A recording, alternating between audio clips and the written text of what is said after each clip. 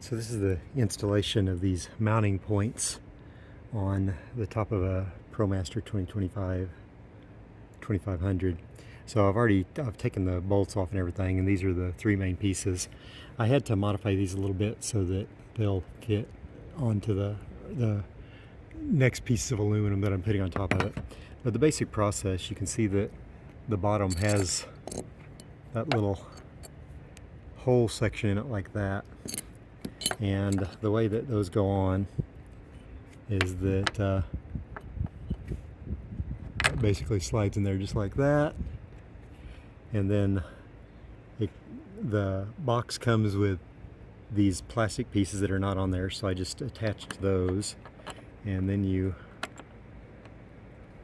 just put the bolts through there like so. And then this piece